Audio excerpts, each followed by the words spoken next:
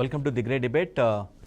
రోజులని ఈరోజు ఒక కాంటెంపరీ ఇష్యూపై చర్చించబోతున్నాం. ప్రధానంగా కూటమిలో చిచ్చు ఇంకా ఆరలేదు, అసంతృప్తి సెగలు బయటపడుతూనే ఉన్నాయి. ఎన్నికలు సమీపిస్తున్నప్పుడు కూడా ఏమాత్రం కూడా వాటిని తగ్గే పరిస్థితి కనిపించట్లేదు. పాడేరులో దొర, మాడుగులలో గవిరెడ్డి రామనాయుడు, అదేవిధంగా పెడనలో బోరగడ వేదవాస్, ఉండిలో రామరాజు, ఇలా చాలా ప్రాంతాల్లో కూటమికి కొంత ఎవరైతే టికెట్ ఆశించి భంగపడ్డారో వారి నుంచి ప్రతిఘటన తప్పేలా కనిపిస్తుంది. చాలా ప్రాంతంలో కూటమికి తప్పని తిప్పలుగా పరిస్థితి మారినట్టుగా అర్థమవుతుంది. వీరంతా ఎవరైతే టికెట్ దక్కని క్యాండిడేట్లు ఎవరైతున్నారో వారంతా నిరాశ చెంది రెబల్స్గా దిగితే అదొక టీడీపీకి కూటమికి పర్టికులర్గా ఒక థ్రెట్ లాగా ఉండే అవకాశం అయితే కనిపిస్తుంది. కొంచెం ప్రమాదకర పరిస్థితి వచ్చే అవకాశం అయితే కనిపిస్తుంది. రైట్, రెబల్స్గా నిలబడితే వైసీపీ అభ్యర్థి విజయానికి సునాయాసంగా బాటలు వేసినట్లేనా? సమస్యకు 40 ఏళ్ల రాజకీయ అనుభవం చెక్ పెడుతుందా, లేదంటే లైట్ తీసుకొని ముందుకు వెళ్ళిపోతుందా? ఏం జరగబోతుంది?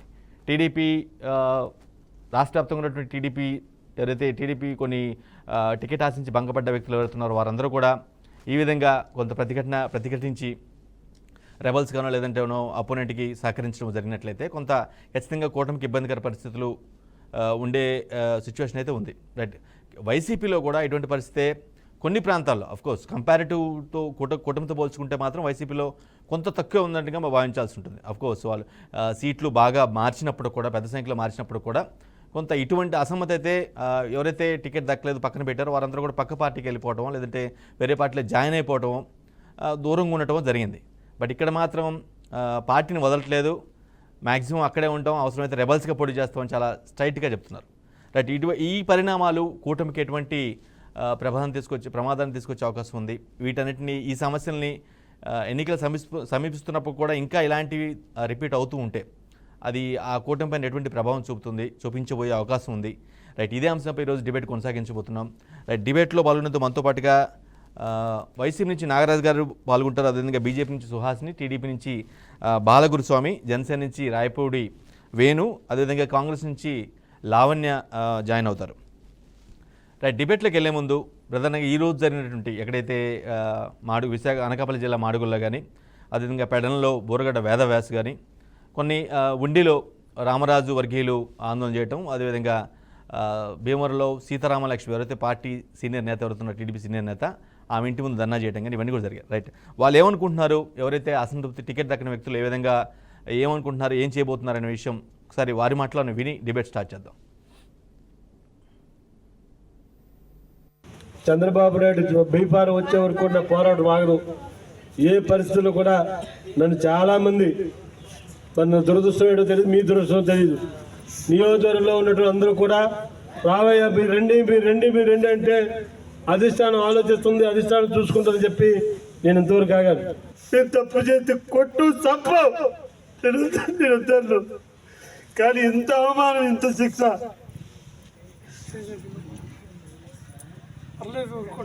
ఎందైనా ఇదంతా దేనికోసం? చంద్రబాబు ఇంటికెళ్ళి ఏడ్చాను, నేను గెలుస్తానయ్యా, గెలిచేస్తాను, మాడుగులు గెలిపి తీరుతాను, మా అక్క ఉంది, మా అన్నయ్య ఉన్నారు, వాళ్ళ ఆశీస్సులు ఉన్నాయి, వాళ్ళ పెట్టుబడులు ఉన్నాయి, నేను కూడా పెట్టుబడి పెట్టుకుంటాను.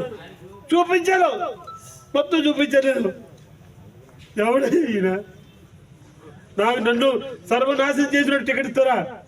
ఈరోజు మళ్ళీ బండారు చచ్చిన పడుతుంది. ఏడుది దేనికోసం?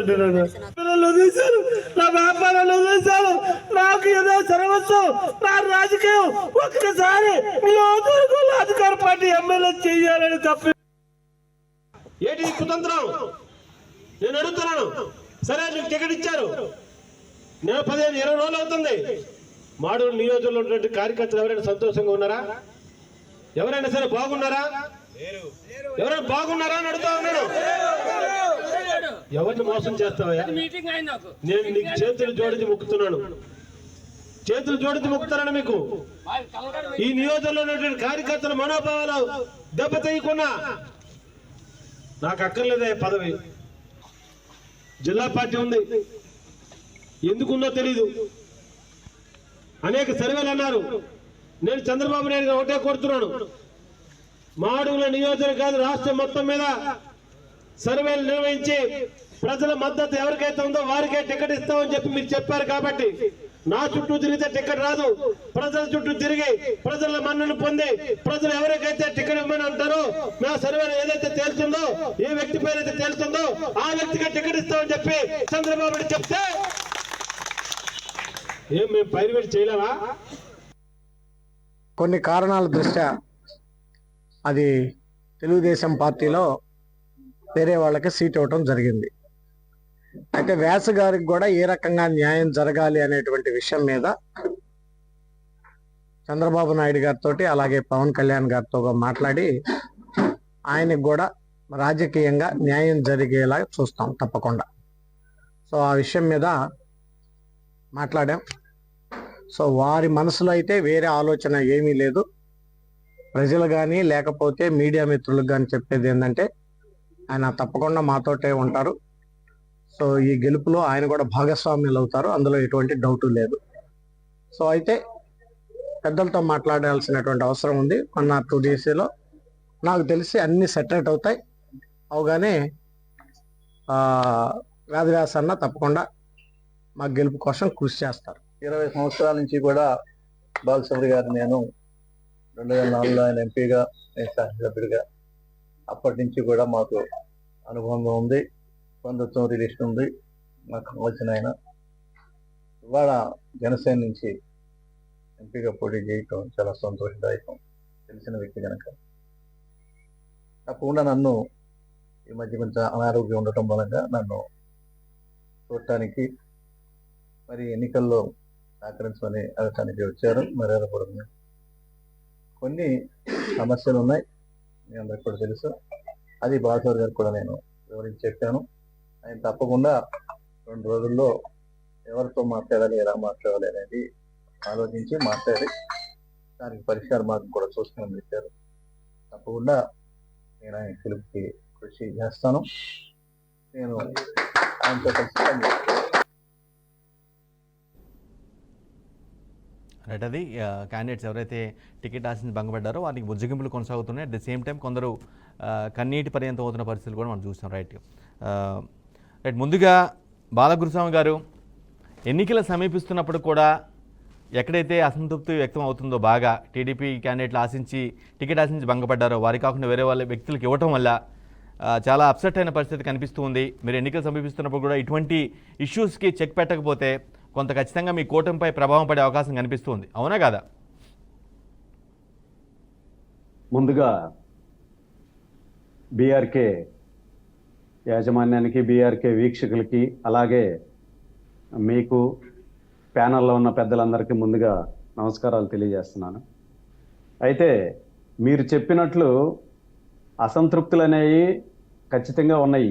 ఎందుకనంటే ఈ 5 సంవత్సరాల నుంచి తెలుగుదేశం పార్టీని అంటిపెట్టుకొని తెలుగుదేశం పార్టీకి కోసమే శ్రమించి పనిచేశారు కాబట్టి ఖచ్చితంగా అసంతృప్తి అనేది టికెట్ రానప్పుడు 100% ఉంటుంది. అయితే వాళ్ళకి ఎవరికైతే టికెట్లు రాలేదో, టికెట్లు రాని వారికి ఖచ్చితంగా చంద్రబాబు నాయుడు గారు కూర్చోబెట్టి మాట్లాడి 100% అయితే న్యాయం చేస్తారు. వాళ్ళకి ఏదో కమిట్మెంట్ ఇచ్చి ఇన్ని రోజులు పార్టీ కోసం, కేడర్ కోసం, కార్యకర్తల కోసం శ్రమించి పనిచేశారు కాబట్టి వాళ్ళకి న్యాయం అనేది ఖచ్చితంగా జరుగుతుంది. దాంట్లో అయితే ఎటువంటి ఆలోచన కూడా లేదు. ప్లస్ పోతే కూటమికి నష్టం జరుగుతుందని మాట్లాడారు. ఈ రోజు కూడా మాతోటి అందరితో, మెయిన్ లీడర్లతోటి ఈ రోజు కూడా చంద్రబాబు నాయుడు గారు కాన్ఫరెన్స్ లో మాట్లాడటం జరిగింది. మాట్లాడుతూ కూడా ఈ విషయాల మీద కూడా మాట్లాడారు. కొన్ని చోట్ల ఎందుకనంటే ఈ రోజు ఈ అరాచక ప్రభుత్వాన్ని దించాలి అని అంటే పొత్తులు అనేది ఖచ్చితంగా అవసరమైనాయి కాబట్టి దానికోసం కొన్ని చోట్ల మనం త్యాగం చేశాం, కొన్ని చోట్ల వాళ్ళు త్యాగం చేశారు. ఖచ్చితంగా కేడర్కి అయితే కొంతవరకు నిరుత్సాహం అనేది ఉంటది. కానీ వాళ్ళందరికీ న్యాయం చేస్తామని చెప్పి బాబు గారు కూడా మాట్లాడటం జరిగింది. వాళ్ళందరికైతే 100% న్యాయం జరుగుతుంది. అయితే వైసీపీ కన్నా కూడా మాకు ఎక్కువ ఉందని చెప్పి మీరు మాట్లాడారు. ఎందుకంటే తెలుగుదేశం పార్టీ ఖచ్చితంగా అధికారంలోకి రాబోతుంది. తెలుగుదేశం పార్టీ ఖచ్చితంగా అధికారంలోకి వస్తుంది. గెలిచే సమయంలో మాకు సీటు రాలేదు అని చెప్పి వాళ్ళకి 100% బాధ అయితే ఉంది. వాళ్ళందరినీ ఓదార్చి వాళ్ళకి న్యాయం చేస్తారు. వాళ్ళకి ఎందుకనంటే గెలిచే పరిస్థితులు లేవు కాబట్టి ఎంతమందిని మార్చినా కూడా వాళ్ళు కూడా దాదాపు 58 మందిని షఫ్లింగ్ చేశారు. కొంతమందికి టికెట్లు ఇవ్వలేదు, కొంతమంది ఎమ్మెల్యేలుగా ముందు టికెట్లు అనౌన్స్ చేశారు సమన్వయకర్తలుగా, మళ్ళా ఎంపీలుగా వేశారు, ఎంపీలుగా వేసిన వాళ్ళని ఎమ్మెల్యేలుగా వేశారు. కానీ అక్కడికంటే ఎక్కువగా వాళ్ళు ఇప్పుడున్న సిచ్యువేషన్ లో ప్రెజెంట్ మనం తప్పించుకుంటే సందర్భంలో కానీ వైసీపీ అధికార పార్టీల కంటే కూడా ఎక్కువగా మీ దగ్గరే గురుస్వామి గారు మాకు వ్యతిరేకత అనేది కొంత టికెట్ రానప్పుడు కొంత ఉండి అదైతే వాస్తవం. ఖచ్చితంగా వీటన్నిటిని సర్దుబాటు చేసుకొని ఎలక్షన్ కల్లా ఒక 2-3 రోజులు వీటన్నిటిని సర్దుబాటు చేసుకొని ఎలక్షన్ టైంకి మేము బ్రహ్మాండంగా జనాల్లోకి వెళ్ళిపోయి పనిచేయి మా కూటమిని గెలిపించుకొని తీరుతాం. కానీ ఇక్కడ సమస్య అంతా ఎక్కడ వస్తుందంటే బాలగురుస్వామి గారు, కష్టపడ్డ వ్యక్తులు కాకుండా వేరే వ్యక్తులకు ఇవ్వటం, ఎవరో నాన్ లోకల్కి ఇవ్వటం అనేది ప్రధానంగా ఎవరైతే టికెట్ ఆశించి భంగపడ్డ వ్యక్తులు ఎవరైతే ఉన్నారో వారు ఆరోపించడం జరుగుతుంది. మెయిన్ ప్రధాన ఇష్యూ మొత్తం కూడా అక్కడే వస్తుంది. అవును, మీరు చెప్పింది కరెక్టే. అయితే పొత్తుల్లో భాగంగా పొత్తు ధర్మాన్ని మనం పాటించాలి కాబట్టి వాళ్ళు గెలుపు గుర్రాలు ఎవరైతే ఉన్నారో వాళ్ళకి సంబంధించిన వ్యక్తుల్ని వాళ్ళు కంటెస్ట్ చేయించుకుంటున్నారు. దానికి మనం ఏం మాట్లాడాల్సిన అవసరం కూడా లేదు. ఖచ్చితంగా ఎందుకనంటే 175 సీట్ల 2019లో పోటీ చేస్తున్నాం కాబట్టి ఈసారి 100% మనమే పోటీ చేయబోతున్నాం అని చెప్పి ఆలోచనలో అందరు క్యాడర్కి సమాయత్తం చేసుకుంటూ పని చేసుకుంటూ గెలుపు కోసం అహర్నిశలు శ్రమించి కృషి చేసి పనిచేశారు కాబట్టి ఖచ్చితంగా వాళ్ళకి ఆ బాధ అనేది ఉంటది. నాన్ లోకలనే కాదు లోకల్ వ్యక్తికైనా సరే మనకు రావాల్సిన టికెట్ పక్కవారికి పోయిందంటే ఆ బాధ అనేది ఎవరికైనా ఉంటది. అది లేదు, బాధ లేదని చెప్పడం అయితే కరెక్ట్ కాదు, అది అబద్ధం. బాధ ఖచ్చితంగా ఉంటది. అది నాన్ లోకల్ అయినా కావచ్చు, లోకల్ అయినా కావచ్చు, ఎవరికైనా మనకు రావాల్సిన టికెట్ అవతల వాళ్ళకి పోయిందంటే ఖచ్చితంగా దాని మీద బాధ అనేది ఖచ్చితంగా ఉంటది. వాళ్ళకైతే బాబు గారు 100% న్యాయం చేస్తారు. రైట్. నాగరాజ్ గారు, మీ పార్టీలో భారీ ఎత్తున సీట్ల చేంజ్ జరిగింది, అయినప్పటికి కూడా ఈ స్థాయిలో అసమ్మతి కానీ ఈ స్థాయిలో అసంతృప్తులు అయితే రాలేదు. ఈ పరిణామాలు కొంచెం మీకు మీ పార్టీకి కొంచెం ఫేవర్ చేసేలాగా ఉన్నాయి. నాగరాజ్ గారు. సార్ నమస్తే సార్. సార్ ఇప్పుడు మా సీఎం గారు చాలా ముందే అంటే దాదాపు 3 నెలల క్రితమే ఫైనల్ చేసేసారు ఎవరెవరు ఉన్నారు, ఎవరెవరు ఎలక్షన్ లో కంటెస్ట్ చేస్తా ఉన్నారని చెప్పేసి.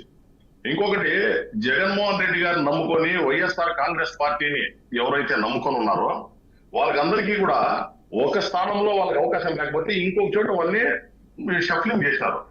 అప్పుడు తెలుగుదేశం నాయకులు విమర్శించినారు, ట్రాన్స్ఫర్ చేస్తా ఉన్నారు, ఇదేం గవర్నమెంట్ ఉద్యోగాలు అని చెప్పేసి. కానీ చంద్రబాబు నాయుడు గారు ఏం చేసినారు, అపోజిషన్ లో ఉన్నారు, ఆయనకి ఎవరు కూడా సపోర్ట్ చేసే పరిస్థితిలో లేదు. ఇప్పుడు మనము సీట్లు కానీ ప్రకటించినామంటే వాళ్ళు వాళ్ళ కొడుకు చేస్తా ఉండే యాత్రలు కానీ లేకపోతే చంద్రబాబు నాయుడు గారు చేస్తా ఉండే యాత్రలు కానీ జన సమీకరణ చేసే ఎవరు ఉండరని చెప్పి అందరినీ లాస్ట్ మూమెంట్ వరకు వాడుకున్నారు. ఇప్పుడు ఉండిలో 60 ఎమ్మెల్యే మంత్రి తీసుకోండి, ఆయన 4.5 సంవత్సరము 5 సంవత్సరాలు అపోజిషన్ లోని పార్టీని నడిపించుకుంటూ వచ్చినాడు, పార్టీ యాక్టివిటీస్ అంతా చేసుకుంటూ వచ్చినాడు. ఇప్పుడు ఆల్ ఆఫ్ ఎ సడన్ ఆయన సీట్ త్యాగం చేయాలంటున్నారు. ఎవరి కోసం త్యాగం చేయాలా? ఎప్పుడు కూడా తెలుగుదేశం పార్టీకి ఇంత కూడా సహాయం చేయకుండా, ఇంత కూడా ప్రజాక్షేత్రంలో లేని ఒక ఢిల్లీలో కూర్చొని ఎప్పుడు కూడా మీడియా మేనేజ్మెంట్ తో మాట్లాడేవాడికి ఆయన ఒక వర్కర్, స్టాంచ్ వర్కర్, ఆయన పనిచేసే ఆయనలో త్యాగం చేయమంటాను. ఎందుకు? వీళ్ళు సెల్ఫ్ ఇంట్రెస్ట్ కి. ఈ రోజు పొత్తు ధర్మము మాట్లాడుతూ ఉన్నారు. పొత్తు ధర్మము సామాన్యమైన కార్యకర్తలకి లేదా, పెద్ద నాయకులకి లేదా, ఇప్పుడు చంద్రబాబు నాయుడు గారు చేస్తా ఉన్నారు. పొత్తు ధర్మంలో వాళ్ళ కొడుకు లోకేష్ కిషన్ వచ్చింది కదా సార్. లేకపోతే ఈ రోజు జనసేనలో పవన్ కళ్యాణ్ గారు కంటెస్ట్ చేస్తా ఉన్నారు. నెంబర్ 2 పొజిషన్ లో ఉండే మన తెనాలి సీట్ తీసుకున్న మనోహర్ గారు చేస్తా ఉన్నారు. పోమిన మహేష్ బ్యాక్వర్డ్ కాబట్టి ఆయన త్యాగం చేయాలి. ఎందుకు సార్ ఈ మనోహర్ త్యాగం చేసినచ్చు కదా సార్? అట్లా వీళ్ళంతా ఏం చేశారు, పార్టీని అంట పెట్టుకుని పార్టీకి ఎవరు అయితే పని చేశారో వాళ్ళంతా పని వసూలు చేసేసారు. ఇప్పుడు 3-3 కూటమి వచ్చినారు. ఎందుకు వచ్చినారు? వీళ్ళు ఒక బలశాలి ప్రజా హృదయాల్లో నాటుకుపోయిన జగన్మోహన్ రెడ్డి గారిని మార్చాలని చెప్పే ఉద్దేశంతో ఇంతమంది నిలగట్టినారు. ఇంతమంది జతగట్టి ఇంకా హార్టీ ఒక 4 లోపల ఎలక్షన్లు ఉన్నాయి. ఈ రోజుకి వాళ్ళకి సీట్లో ఇది చేసే పరిస్థితి లేదు.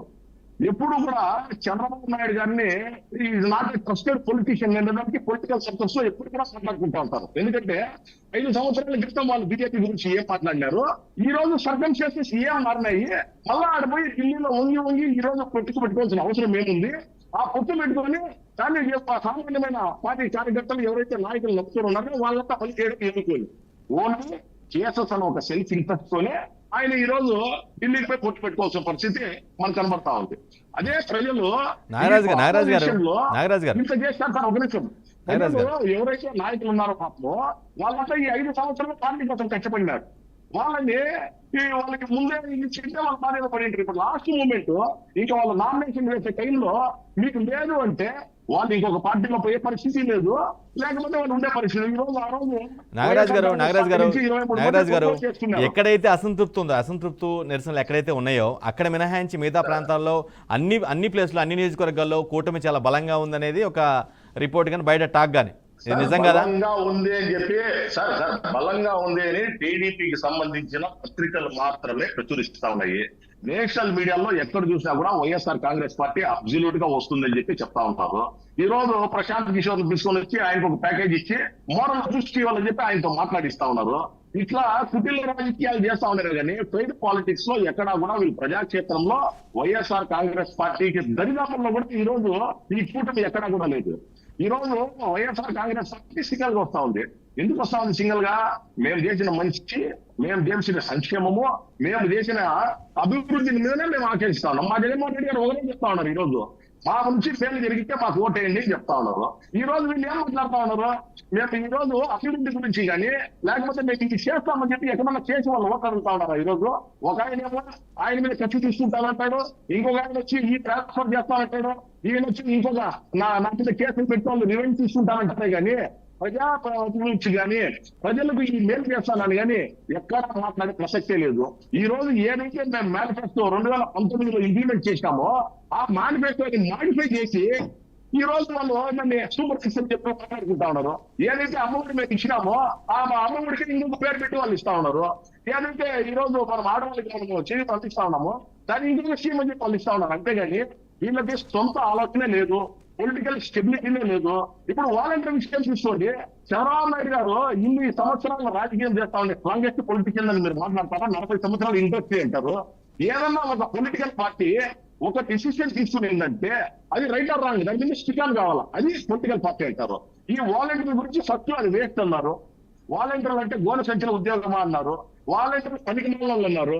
వాలంటీర్లు ఈ రోజు సర్వీస్ నుంచి తీసేయాలని చెప్పి ఎలక్షన్ కమిషన్ ఇది చేశారు.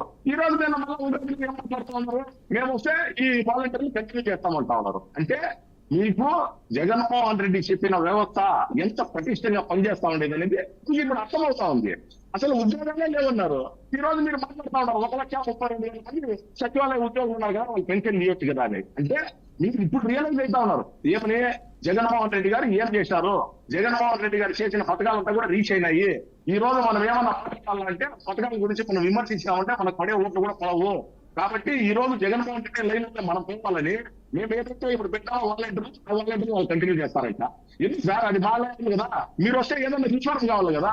ఈ రోజు మేము ఈ రోజు డిబిటీ ద్వారా ఈ రోజు స్కీమ్స్ అందిస్తా ఉన్నాము, దాన్ని స్కీమ్ చేస్తామని చెప్పి మీరు చెప్పే ప్రశ్న లేదు. ఈ రోజు శ్రీలంక అయిపోతుంది, వెనిజులా అయిపోతుంది అని మీరు మాట్లాడుతూ ఉన్నారు కదా. ఈ స్కీమ్ తీసేస్తామని చెప్పండి, మీరు చెప్పండి. ఎక్కడా కూడా ఈ రోజు వైఎస్ఆర్ కాంగ్రెస్ పార్టీ దరిదాపుల్లో కూడా వీళ్ళు లేరు. అంతర్గత తుమ్ములాటల్లో ఎవరైతే ఇప్పుడు మన 23 మంది ఎమ్మెల్యేలు మా పార్టీ నుంచి ఇస్తున్నారు, కొనుగోలు చేశారు. డిబేట్ కొనసాగిద్దాం. నాగరాజు గారు మళ్ళీ మీకు అవకాశం ఇస్తారు. అక్కడ అసంతృప్తిగా వాళ్ళు ఇద్దరు నిలబడతా ఉన్నారు. పంతల రాజేశ్వరి పాటలో మన దీంతో మన అరకు కాన్స్టిట్యున్సీలో ఆమె కూడా ఇస్తామని చెప్పి ఇవ్వలేదు. ఈ రోజు ఊటీలో చూస్తా ఉన్నారు. మీరు ఇట్లా నమ్ముకున్న వాళ్ళకంటే ఈ రోజు మోసం చేస్తా ఉన్నారు. కాబట్టి వాళ్ళంతా ఆత్మశక్తి ఈ రోజు పబ్లిక్ లో ఇది చేస్తా ఉన్నారు. ప్రజలంతా కూడా గమనిస్తా ఉన్నారు. ఖచ్చితంగా రాబోయే ఎలక్షన్ లో దీన్ని గుణపాఠం చెప్తారు సార్. రైట్. ఇదే అంశంపై బీజేపీ సుహాసిని గారు, అదేవిధంగా జనసేన నుంచి రాయపూడి వేణు గారు, అదేవిధంగా కాంగ్రెస్ నుంచి కావూరు లావణ్య గారు కూడా సిద్ధంగా ఉన్నారు. వారి రియాక్షన్ తెలుసుకునే ముందు ఎన్నికలు సమీపిస్తున్నప్పటికి కూడా కూటమిలో ఇంకా అక్కడక్కడ అసంతృప్తి జ్వాలలు కొనసాగుతూనే ఉన్నాయి. ఆ ఇంపాక్ట్ కూటమిపై ఏ విధంగా పడే అవకాశం ఉంది, వైసీపీ కలిసి వస్తుందా లేదా అనే అంశంపై డిబేట్ కొనసాగిస్తున్నాం. ముందుగా జనసేన నుంచి రాయపూడి వేణుగారు ఎట్లైనా మీ మెయిన్ అలయన్స్ పార్ట్నర్ ఎవరైతే ఉన్నారో, మీ కూటమిలో ప్రధాన పార్ట్నరు టీడీపీ చాలా బలంగా ఉన్న పార్టీ, మీకు అదే లీడ్ చేస్తూ ఉంది. ఆ పార్టీలో ఉన్నటువంటి ఎవరైతే ఉన్నారో కొంతమంది టికెట్ ఆశించి భంగపడ్డ వ్యక్తులు, వారికి చెక్ పెడితే తప్పించి మీకు కొంత అంటే మీరు అనుకున్న ఫలితాలు వచ్చే పరిస్థితి కనిపించట్లేదు. అవునా కాదా వేణుగారు?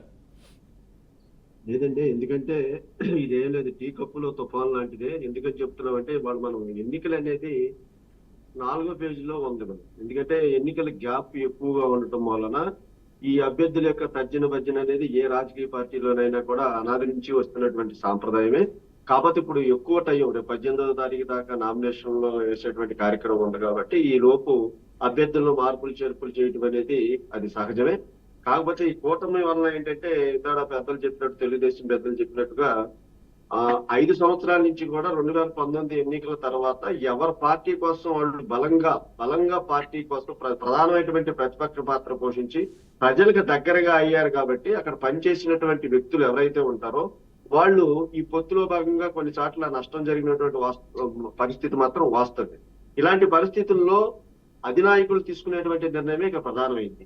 ఎందుకంటే మేము ఆల్రెడీ భారతీయ జనతా పార్టీతోనే మేము మొదటి నుంచి పొత్తులో ఉన్నాం కాబట్టి ఇవాళ మా అధినాయకుడు మరి తెలుగుదేశం పార్టీతో నేను రాత్రి కూడా డిబేట్ లో చెప్పా, ప్రజాస్వామ్య పరిరక్షణ కోసం వైఎస్ఆర్సీపీ యొక్క వ్యతిరేక ఓటును చేరనీయకుండా ఈ యొక్క దుష్ట పరిపాలనని అంతమొందించడానికి ప్రజాస్వామ్య పరిరక్షణ కోసం కంకణం కట్టుకున్నటువంటి పరిస్థితుల్లో పవన్ కళ్యాణ్ గారు మా అధ్యక్షుడు ఒక మెట్టు కిందకి దిగి మరి ఈ పొత్తుని ప్రోత్సహించినటువంటి విధానం, అటు భారతీయ జనతా పార్టీతో కూడా మాట్లాడి 3 పార్టీలు ఎన్డీఏ కూటమిగా ఏర్పడి ఇవాళ వచ్చిన ఈ సీట్లు సర్దుబాటు విషయంలో కొంత ఒక్కొక్క వ్యక్తికి నష్టం జరిగినటువంటి సందర్భాల్లో అధినాయకులు వాళ్ళని సమర్థించి వాళ్ళని కూర్చోబెట్టి చర్చలు జరుగుతుంది.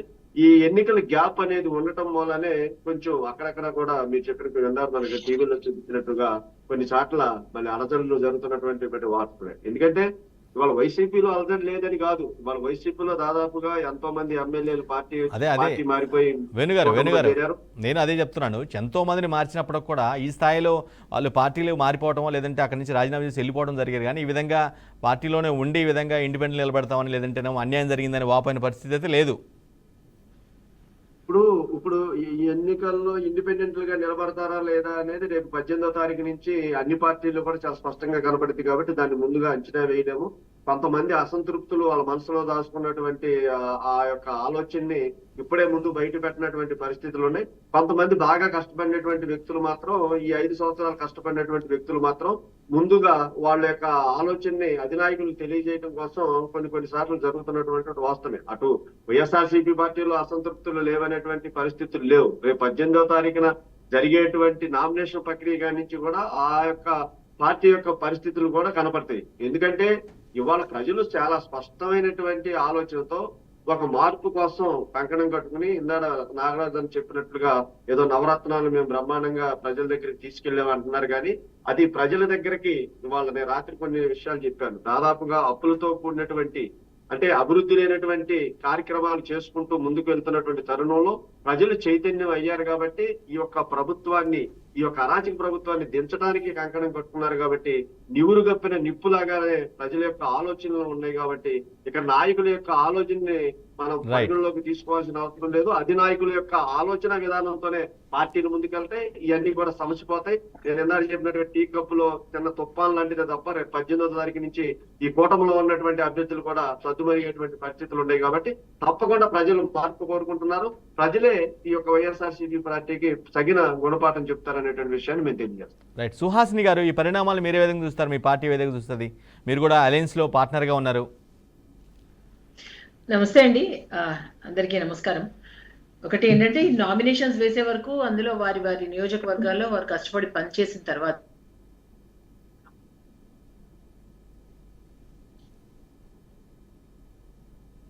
సుహాసిని గారు కట్టక ముందు వారి కష్టపడి వారి నియోజకవర్గాల్లో వారు పనిచేసుకున్నారు. డెఫినెట్ గా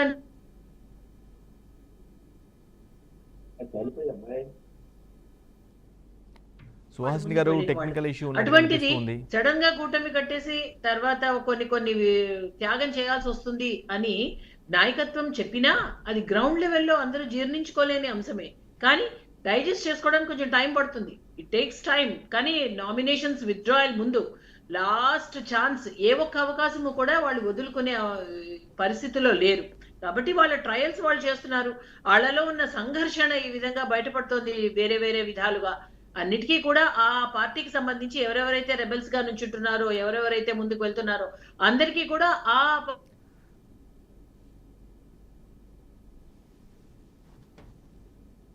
రైట్. టెక్నికల్ ఇష్యూ ఉన్నట్టుగా అనిపిస్తుంది. సుహాసిని ఏంటంటే గారి ఫోన్ కొంత లైన్తో. ఏమవుతుందంటే ఇటువంటి ఒక కయోటిక్ సిచ్యుయేషన్ ఏదో ఒక కానీ ఇప్పుడున్న మళ్ళీ సుహాసిని గారు మీ పార్టీని Yeah. కలుపుకోకపోయి ఉంటే ఇంత గందరగోళం ఉండేది కాదేమో. ఈ టీడీపీ జనసేన కలిసి వెళ్తే ఓన్లీ వాళ్ళు ఆ రెండు పార్టీలు మాత్రమే కూటమిలో ఉంటే గందరగోళం ఏముంది, ఏం పెద్ద సీట్ పోటీ పెరిగినట్టుగా, సీట్లకు పోటీ పెరిగినట్టు అవుతుంది కదా.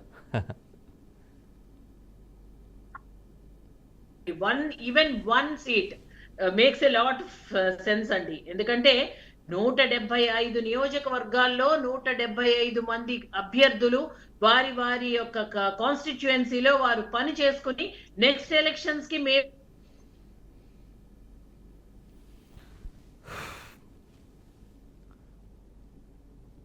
పని చేస్తూ ముందుకు వెళ్తున్నప్పుడు సడన్ గా ఆ నాయకుడు కూటమి కట్టాలి, మీరు ఇందులో మేము ఇది త్యాగం చేస్తున్నాము అంటే అది ఖచ్చితంగా కొంత ఇబ్బందికర పరిస్థితే. కానీ తప్పదు కదా, వారు కూడా కొంత దాన్ని సంయమనంతో ముందుకు వెళ్ళి ఇదంతా కూటమి నెగ్గడానికే ఇటువంటి ఒక ఆలోచన చేశాము. కాబట్టి మన అందరం కూడా ముందు కూటమిని గెలిపిస్తే ఆ కూటమి గెలిచి కొత్తగా ప్రభుత్వం ఫామ్ అయిన తర్వాత ఇతరత్ర వేరేగా అందరినీ కూడా సాటిస్ఫై చేసే విధంగా ఆ నాయకత్వం పనిచేస్తుంది అని వాళ్ళు డెఫినెట్లీ అండర్స్టాండ్ చేసుకుంటారండి. సుహాసిని గారు, నా పాయింట్ ఏంటంటే ఎక్కడైతే ఈ విధంగా నిరసనలు ఉన్నాయో, ఎవరైతే అసంతృప్తులు ఉన్నారో వారందరూ కూడా ఒకవేళ ఈవెన్ అధిష్టానం బుజ్జగించినప్పుడు కూడా వినకుండా రెబల్స్గా దిగినట్లయితే ఖచ్చితంగా మీకు డ్యామేజ్ అనేది ఆయా స్థానాల్లో మీ కూటమి డ్యామేజ్ అనేది వైసీపీకి ఫేవర్ అవుతుంది అనేది ఒక వాదన. లేదండి, అధిష్టానం బుజ్జగించినప్పుడు కూడా వినకుండా రెబల్స్గా దిగినట్లయితే అది మీకు ఖచ్చితంగా కూటమికి డ్యామేజ్, ఆయా స్థానాల్లో మాత్రం కూటమికి డ్యామేజ్ అయ్యే పరిస్థితి ఉందా లేదా? అది అప్ టు నామినేషన్స్ అండి. నామినేషన్స్ వరకు మీరు అన్నట్టుగా ఇదేంటిది కొంచెం ఈ జ్వాలలు, ఈ వెనకాల బ్యాక్ డ్రాప్స్ చింపేయడాలు, ఏంటిది ఇలా ఉంది, ఈ లుకలుకల వల్ల కొంత డిస్టర్బెన్స్ అవుతోందేమో అన్న మాట మాత్రం వాస్తవం. అటువంటి ఒక వెదర్ అయితే 100% నామినేషన్స్ విత్డ్రాయల్స్ వరకు ఉంటుందండి. ఆ తర్వాత ఏదైనా సరే ఒకసారి కట్ ఆఫ్ డేట్ వచ్చేసి when the gates are closed అప్పటి నుంచి కథ వేరేగా ఉంటుందండి. పూర్తి స్థాయిలో ప్రతి పార్టీకి ప్రతి కార్యకర్త చాలా కమిటెడ్ గా పనిచేస్తారు. ద గోల్ ఏంటంటే కూటమి నెగ్గాలి, అంతే. అదే 1 పాయింట్ ఎజెండా, దట్స్ ఇట్ అండి. అప్పుడు అది వేరే, ఇదంతా మారిపోతుంది సీన్. రైట్. లావణ్య గారు, కాంగ్రెస్ నుంచి కావూరు లావణ్య గారు ఉన్నారు. లావణ్య గారు, సరే మీరు రాష్ట్ర విభజన తర్వాత రాష్ట్రంలో మీ పార్టీ ప్రభావం ఏ మేరకు ఉంది, ఎలా వైప్డ్ అవుట్ అయింది అన్నీ తెలిసిందే. బట్ ఇప్పుడు కొత్తగా కాంగ్రెస్ చీఫ్గా షర్మిల వచ్చిన తర్వాత కొంత బలోపేతం అయ్యే ప్రయత్నం చేస్తూ ఉన్నారు. సరే, అసలు ఈ పోటీలో మీరు ఉన్నట్టు అనుకోవచ్చనా? మీ పోటీ ఎంత మేరకు ఉండొచ్చు కూటమికి కానీ, లేదంటేనేమో అధికార వైసీపీ కానీ ఎంత మేరకు ప్రభావం చూపించే అవకాశం ఉంది మీ పోటీ?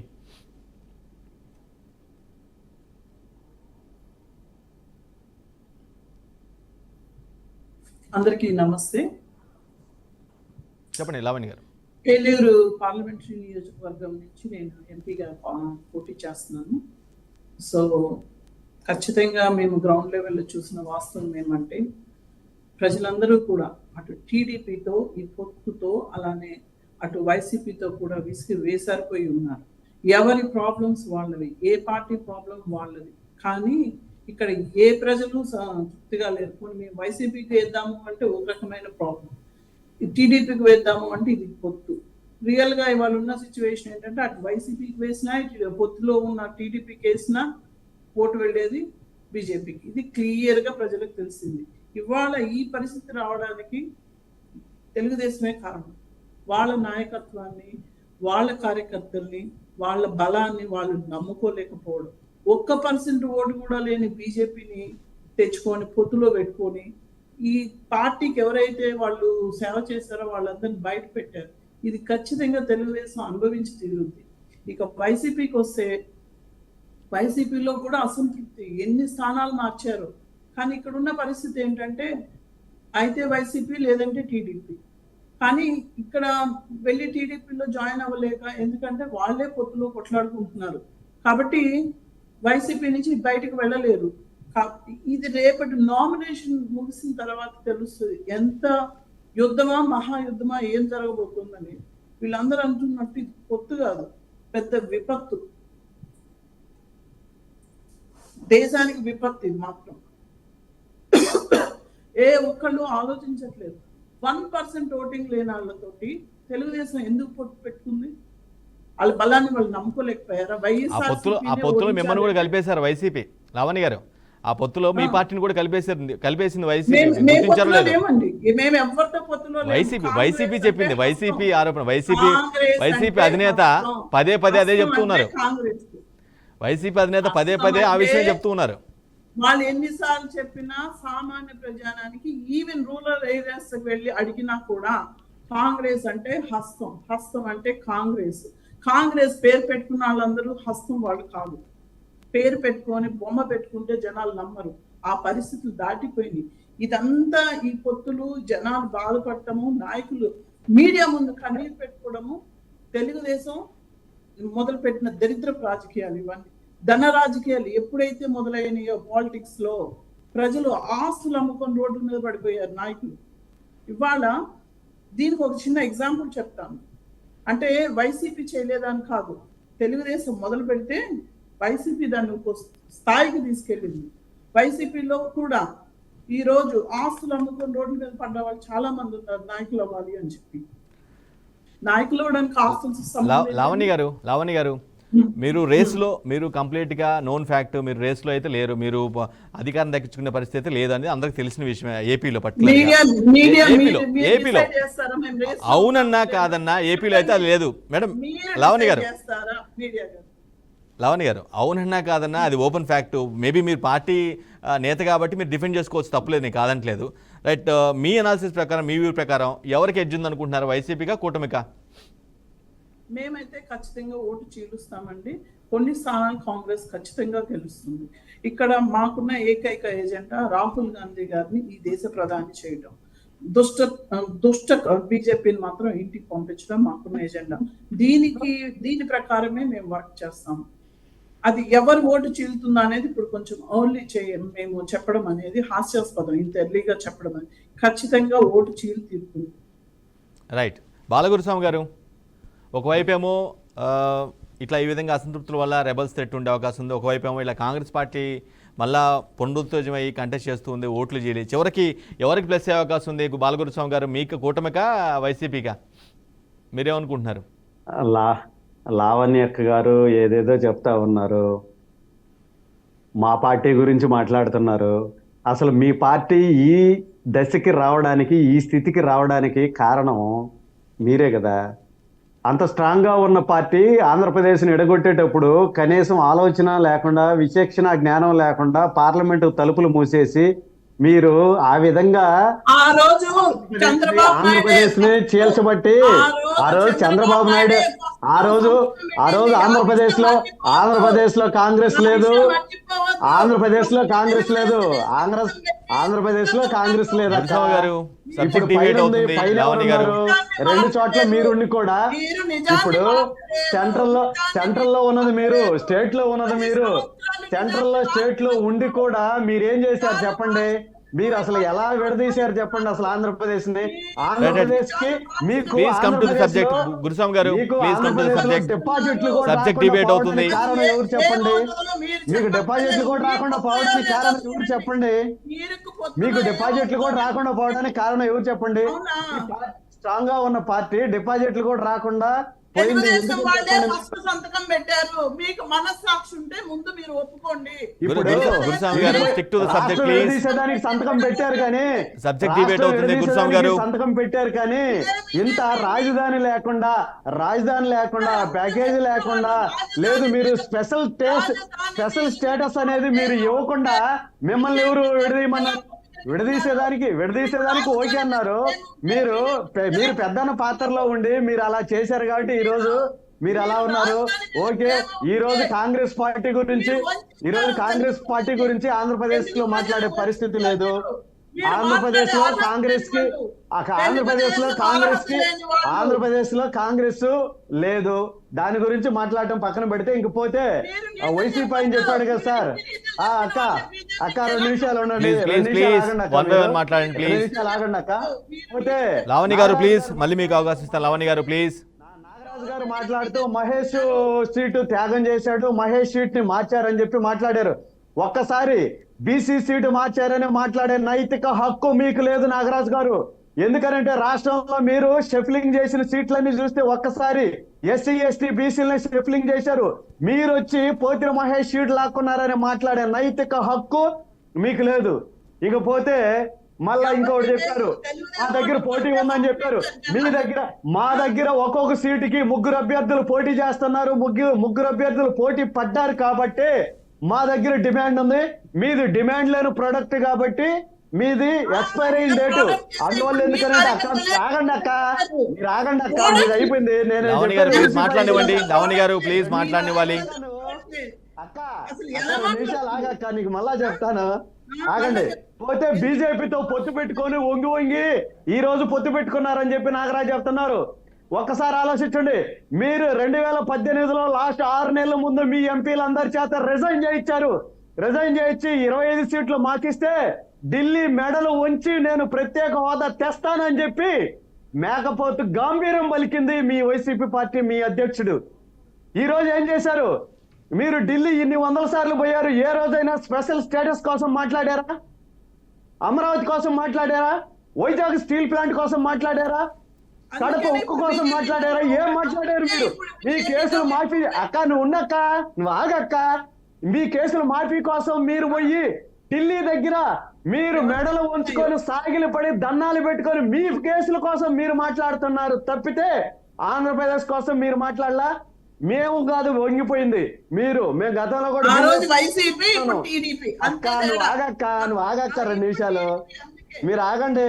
పోతే ప్రశాంత్ కిషోర్ దగ్గర ప్యాకేజ్ అంటున్నారు. ప్రశాంత్ కిషోర్ మీ మీద విసుగు పుట్టి బయటకు వచ్చాడు. పోతే మంచి జరిగితేనే ఓట్లు అడగమని చెప్పారు. ఒక్కసారి ఆలోచించండి. మీరు ప్రతిపక్షంలో ఉన్నప్పుడు మద్యపాన నిషేధం సంపూర్ణంగా చేసిన తర్వాతే వచ్చి అడుగుతాం. చొక్కా పట్టుకొని నిలేస్తే ఇంకొకసారి ఓట్లు వచ్చి అడగరని చెప్పేసి మాట్లాడారు. మీరు ఏ ముఖం పెట్టుకొని మీరు మంచి జరిగితే ఓట్లని అడుగుతారు చెప్పండి? ఈ రోజు ఎంతమంది 100 మంది చచ్చిపోయి ఉన్నారు మీ నకిలీ మద్యం దాగి. మీరు ఎలా మాట్లాడతారు? ఈ రోజు మేనిఫెస్టో గురించి చెప్తున్నారు. ఒక్కసారి ఆలోచించండి. గ్లోబల్ ప్రచారం చేస్తుంది మీరు, మీ పేటీఎం బ్యాచ్. ఏం చేస్తున్నారు? తెలుగుదేశం వస్తే సంక్షేమ పథకాలు తీసేస్తుంది. తెలుగుదేశం వస్తే సంక్షేమ పథకాలు ఉండవు, అమ్మ ఒడి ఉండదు, బొడ్డు ఉండదు, ఇది ఉండదు, ఇది ఉండదు అని చెప్పి చెప్తుంది మీరు. అసలు సంక్షేమ పథకాలకి నాంది పలికిందే తెలుగుదేశం పార్టీ కాదు, కాంగ్రెస్. గురుస్వామి గారు సొంత ఆలోచనలు సొంత పార్టీ అని మాట్లాడుతున్నారు. తెలుగుదేశం సొంత ఆలోచనలు ఉన్నాయి. అవినీతి పునాదుల మీద పుట్టిన పార్టీ మీది, శవాల మీద పుట్టిన పార్టీ మీది. 2014లో నాన్న శవంతో వచ్చాడు, 2019లో బాబాయ్ శవంతో వచ్చాడు. ఇప్పుడు ఏ శవంతో వస్తాడని చెప్పేసి వాళ్ళ కుటుంబ సభ్యులందరూ భయపడతా ఉన్నారు. అందువల్ల తెలుగుదేశం పార్టీ గురించి మాట్లాడే నైతిక హక్కు మీకు లేదు నాగరాజు గారు. ఒక్కసారి ఆలోచించండి. రాబోయేది మేమే. కూటమి ప్రభుత్వం వస్తుంది. ఆంధ్రప్రదేశ్ లో కూటమి ప్రభుత్వం ఏర్పడిపోతుంది. చంద్రబాబు నాయుడు గారు ముఖ్యమంత్రి అవుతున్నారు. మీకు కంగారు అక్కర్లేదు, ఆలోచన అక్కర్లేదు. మేము గవర్నమెంట్ ఫామ్ చేయబోతున్నాం. మేము సంక్షేమ పథకాలు కావచ్చు, డెవలప్మెంట్ కావచ్చు, ఏ అయితే జనాలకు చెప్తామో మేనిఫెస్టోలో పెడతామో అవి నువ్వు చెప్పక్క. వేణుగారు అసలు స్పెషల్ స్టేటస్ ఇవ్వకుండా ఆంధ్రప్రదేశ్ గొంతు కోసిన పార్టీ కాంగ్రెస్ పార్టీ. ఈ కాంగ్రెస్ పునాదులు మొత్తం కోకటి వేలుతో కూడా పెగిలించుకోపోయింది ఆంధ్రప్రదేశ్ లో మీ పార్టీ. అంతా అయిపోయి ఇప్పుడు ఏదో వచ్చేసి మేమేదో పోటీ చేసి మేమేదో పొడుస్తామని చెప్పి చెప్తున్నారు. మిమ్మల్ని ఎవరు నమ్మరక్క, మిమ్మల్ని ఎవరు నమ్మరు. మీరు ఎందుకనంటే వైసీపీ పార్టీతో జత కట్టి మీరు ఈ రోజు వేసి వేస్తున్నారు. జనాలందరూ గమనిస్తారు. ఎవరు కాంగ్రెస్, పిల్ల కాంగ్రెస్ ఆంధ్రప్రదేశ్ రాష్ట్రంలో నమ్మే పరిస్థితిలో ఆంధ్రప్రదేశ్ ప్రజలు లేరు. మీకు మీ పార్టీకి నౌకలు చెల్లిపోయినాయి. మీ పార్టీ గ్రౌండ్ లెవెల్లో ఆంధ్రప్రదేశ్ ప్రజలు దాదాపు 1000 అడుగుల లోతులో మీ పార్టీ ఇంకా రాదు, లెక్కలేదు. మీరు ఎందుకనంటే వైసీపీ చీల్చేదానికి మీరు గురుస్వామి గారు, లావణ్య గారు ఇద్దరు ఒకేసారి మాట్లాడద్దు ప్లీజ్, చెప్పేది అర్థం కాదు కూడా. ఎందుకనంటే వైసీపీ వ్యతిరేక ఓటు ఏదో మీకు దక్కుతుందని రాయపూడి వేణు గారు వ్యవహారంతో చీకటి పొత్త వచ్చారు మీరు. అది జరగదు. వేణు గారు కూటమి అధికారంలోకి రాబోతుంది. వేణు గారు అసంతృప్తుల గొడవ అంతా ఒక ఎత్తు. వేణు గారు అక్క ఇప్పుడు వినాలి ప్లీజ్.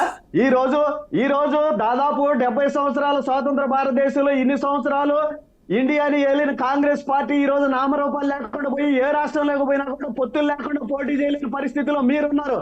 మీరెందుకు పెట్టుకుంటున్నారు పక్క రాష్ట్రాల్లో పోయి పొత్తులు? ప్లీజ్ సబ్జెక్ట్ డిబేట్ అవుతుంది ప్లీజ్, సహకరించాలి ఇద్దరు.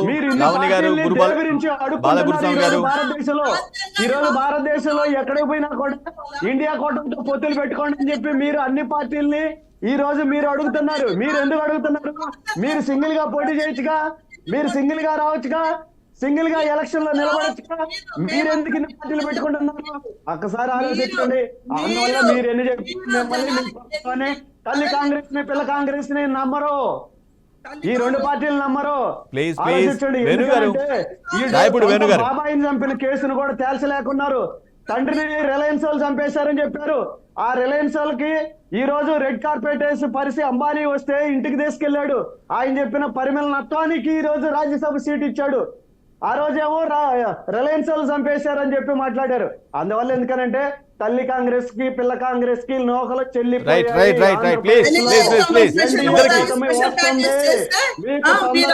రాయపూడి వేణు గారు, నరేంద్ర మోడీ ప్రధానమంత్రి, చంద్రబాబు నాయుడు ముఖ్యమంత్రి అవుతారు. ఇది తథ్యం, ఇదే జరగబోతుంది అక్క. రాయపూడి వేణు గారు రాయపూడి వేణు గారు, ఎక్కడైతే గొడవలు జరుగుతున్నాయో, ఎక్కడైతే నిరసనలు ఉన్నాయో అవన్నీ ఒక ఎత్తు, అవి పక్కన పెట్టండి.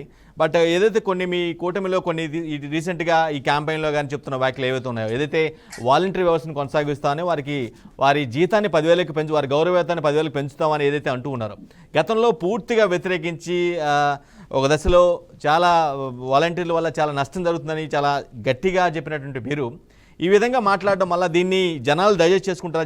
జనాలు వెల్కమ్ చేస్తారా ఈ మాటల్ని? గౌరవవేతనం పెంచడం కానీ, వాలంటరీ వ్యవస్థను కొనసాగించడం కానీ, ఈ మాటల్ని జనాలు వెల్కమ్ చేస్తారా?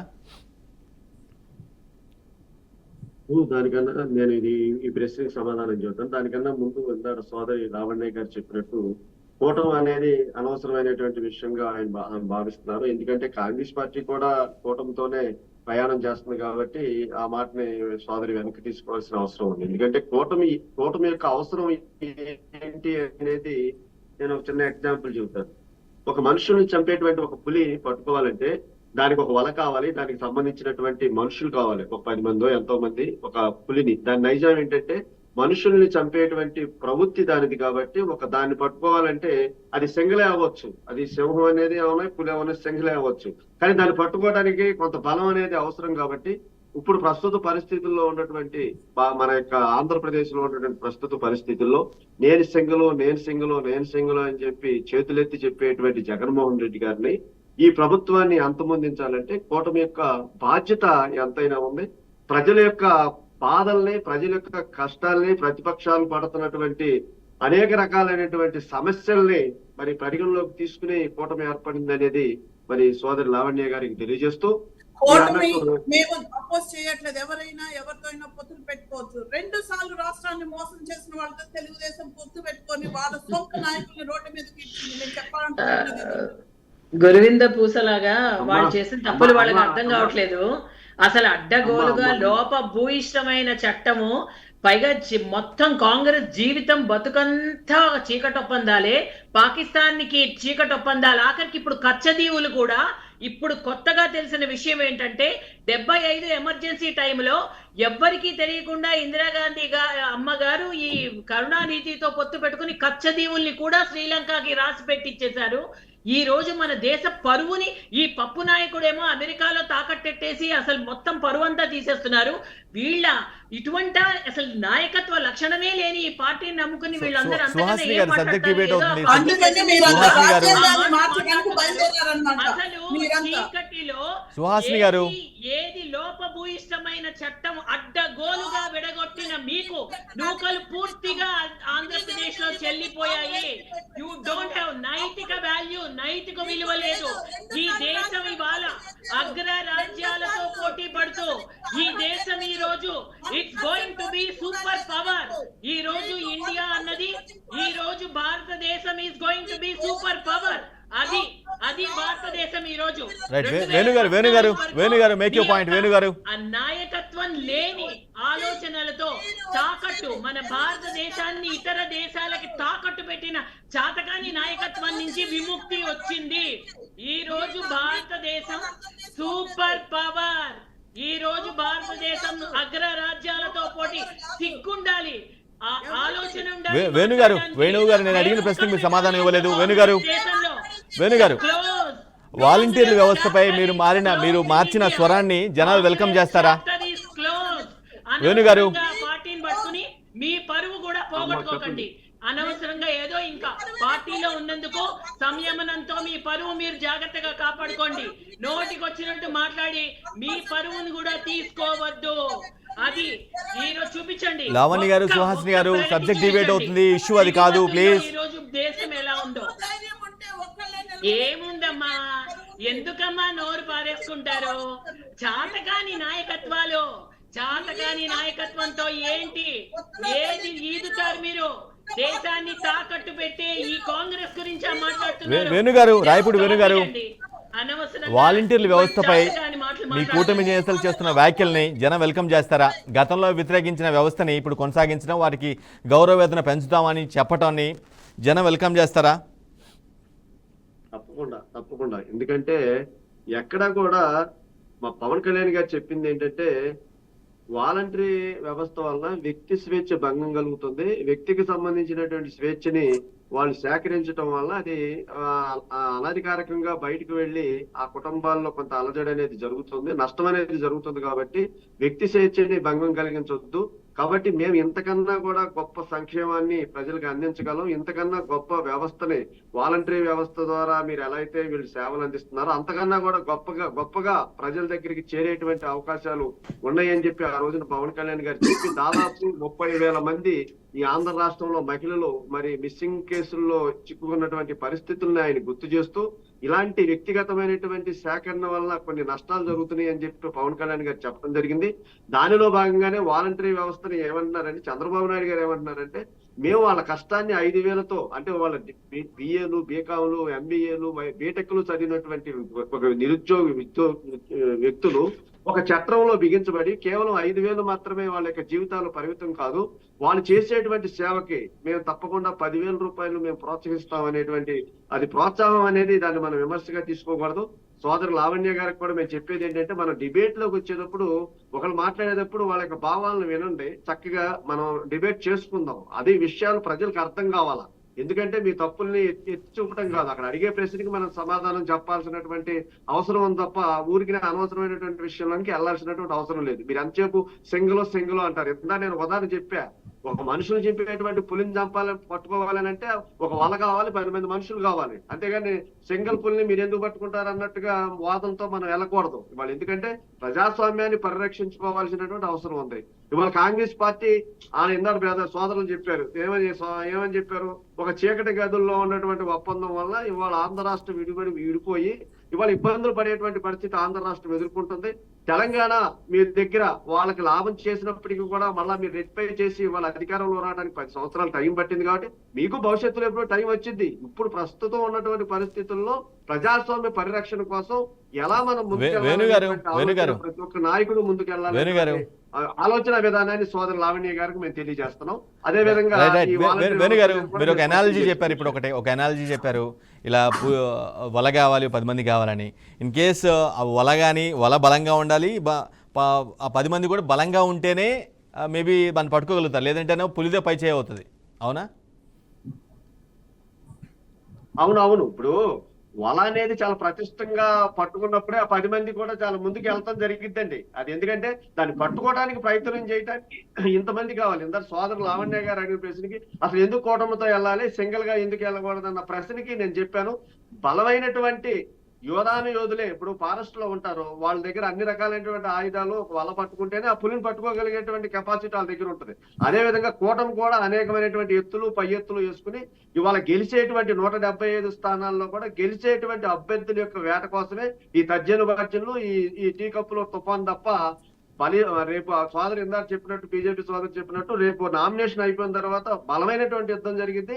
తప్పకుండా ఈ చిన్న చిన్న విషయాలన్నీ కూడా సర్దుకునేటువంటి అవకాశాలు ఉన్నాయి కాబట్టి తప్పకుండా రేపు నామినేషన్ అయిన తర్వాత మళ్ళీ ఇంకోసారి డిబేట్ లో మనం మాట్లాడుకుంటున్నాం. ఈ లోపు జరిగేటువంటి ఎక్కువ టైం గ్యాప్ వలన మనం 4వ ఫేజ్ లో ఆంధ్రప్రదేశ్ ఉంది కాబట్టి ఇలాంటి చిన్న చిన్న మనస్పర్ధలు వస్తాయి అనేటువంటి విషయాన్ని మాత్రం నేను తెలియజేస్తున్నాను. రైట్. సమయం మించిపోతుంది. లావణ్య గారు ఫైనల్గా చెప్పండి, త్వరగా కంక్లూడ్ చేయండి. సింగిల్గా వస్తున్న వైసీపీకి ఎడ్జ్ ఉంటుందా, లేదంటే ముగ్గురుగా వస్తున్న కూటమికి ఎడ్జ్ ఉంటుందా? మీరైతే రేసులో లేరనేది నా ఫీలింగ్. సింగిల్ గా వచ్చినా ముందుగా ఏ పార్టీ అయినా జనాలు ప్రజల మనసులో ఉండాలి. ఆల్రెడీ ఒకసారి ఛాన్స్ టీడీపీకి ఇచ్చి చూశారు, బీజేపీ టీడీపీ అప్పటి కూటమిలో ఉండగా అది ఏ మాత్రం పట్టించుకోపోగా ఆ ఆఖరి దశలో ఆ పొత్తుపోయి కనీసం రాష్ట్రానికి ఎటువంటి మేలు జరగల. గత 5 సంవత్సరాల్లో చూస్తే వైసీపీ సింగిల్ గా ఉన్న బీజేపీతో పొత్తు పెట్టుకొని ఓపెన్ గా చెప్పి రాష్ట్రానికి ఏ మాత్రం మేలు చేయలేదు. పైగా రాష్ట్రాన్ని అప్పులు కుప్పగా చేసేసింది. కాబట్టి ఖచ్చితంగా ప్రజలు ఇప్పుడు ప్రత్యామ్నాయం కోసం చూస్తున్నారు. ఖచ్చితంగా కాంగ్రెస్ పవర్ లోకి వస్తుంది. అది ఇప్పుడా రేపా అనేది ఒక డేట్ మాత్రమే. సుహాసిని గారు ఫైనల్ వర్డ్. సుహాసిని గారు కంక్లూడింగ్. Congress is back. ఒకటి ఎదుగుదల కావాలి, అభివృద్ధి కావాలి అని కోరుకున్నారు కాబట్టి మళ్ళీ అదే కూటమి మళ్ళీ ప్రజల ముందుకు వచ్చింది. ఎందుకంటే అదే జస్టిస్ చేయగలదు కాబట్టి. ఎందుకంటే రీజనల్ గా చూస్తున్నాం, రీజనల్ పార్టీస్ ఎంతసేపు రాజకీయ లబ్ధి కోసం కుట్లాడుకుంటూ ముందుకు వెళ్ళడమే కాదు, కేంద్ర ప్రభుత్వ సహాయ సహకారాలతో ఇప్పటి వరకు జరిగింది ఈ 9 సంవత్సరాలు మేము పూర్తి స్థాయిలో ఏమేం చేశాము అన్నది పూర్తి డేటాతో మేము ప్రజల ముందుకు వచ్చాము. సో ఎప్పుడైతే ఇక్కడున్న ప్రతి అభివృద్ధికి కేంద్రం ప్రత్యేక శ్రద్ధ అయితే చూపిస్తోందో దానికి భారతీయ జనతా పార్టీకి ప్రజలు పట్టం కడుతూ ఉన్నారు. భారతీయ జనతా పార్టీ కూడా ఇక్కడున్న తెలుగుదేశం అండ్ జనసేన ఎప్పుడైతే పవన్ కళ్యాణ్ గారు కూడా ప్రజాక్షేత్రంలో ఎప్పుడైతే పోరాడుతూ ఉన్నారో ఈ 3 బలమైన పార్టీలుగా ముందుకు బరిలో వచ్చినప్పుడు ఖచ్చితంగా ఇప్పుడున్న ఈ వైసీపీ ప్రభుత్వం ఏదైతే ఒక వన్ సైడెడ్ గా ఏదైతే ఓట్స్ అప్పుడు కొంత అపోహలు అయితే వచ్చిన మాట వాస్తవం. కాబట్టి తప్పు అయితే జరిగిందప్పుడు, కానీ తెలుసుకుని ఎప్పుడైతే మళ్ళీ కూటమిగా కట్టినప్పుడే ఈ రాష్ట్రానికి మనుగడ అని తెలుసుకుని ఎప్పుడైతే మళ్ళీ కూటమి కట్టి మేము ప్రజల ముందుకు వచ్చామో this is going to be a big success అండి. It's going to be we're going to win and మళ్ళీ 2014 మళ్ళీ రిపీట్ కాబోతోంది. 2024లో ఇప్పుడు పూర్తి స్థాయిలో ఏదైతే తప్పులు అంటే ఏవైతే ఆ లూజ్ ఎండ్స్ ఉన్నాయో ఇప్పుడు అవి జరగకుండా పూర్తి స్థాయిలో. సుహాసిని గారు, థ్యాంక్ యూ. లావణ్య గారు, అదేవిధంగా రాయపూడి వేణు గారు, బాలగురుస్వామి గారు, అదేవిధంగా డిబేట్లో పార్టిసిపేట్ చేసినటువంటి వైసీపీ నేత నాగరాజు గారికి మీరందరూ కూడా ధన్యవాదాలు. Thank you so much. Right, ఇది వాళ్ళ దగ్గర డిబేట్. ఏ పార్టీకి ఆ పార్టీ డిఫెండ్ చేసుకోవడం, ఏ పార్టీకి ఆ పార్టీ కాన్ఫిడెన్స్గా చెప్పడం, ఖచ్చితంగా ఎన్నికల్లో మేము వచ్చేస్తామని చెప్పడం అనేది కామనే. బట్ ఏదైతే వాళ్ళకి అడ్డంకులు ఏవైతే ఉంటాయో, ఆ సొంత పార్టీలో ఉన్నటువంటి ఇబ్బందులు ఏవైతే ఉంటాయో, రెబల్స్ కావచ్చు, లేదంటే అసంతృప్తులు కావచ్చు, వీరు అది ఏ పార్టీకైనా కావచ్చు, కూటమికి కావచ్చు, వైసీపీ కావచ్చు, ఇంకా వేరే పార్టీకైనా కావచ్చు, వాటిని క్లియర్ చేసుకుంటేనే ఖచ్చితంగా వచ్చే ఎన్నికల్లో ఆయా ప్రాంతాల్లో ఎటువంటి ఇబ్బందులు లేకుండా అనుకున్న లక్ష్యం చేరే అవకాశం అయితే ఉంటుంది. రైట్, ఇది వాళ్ళ దగ్గర డిబేట్. మరో డిబేట్లో మళ్ళీ కలుద్దాం. అప్పటివరకు చూసినవారండి బీఆర్కే న్యూస్ తెలుగు సత్తా.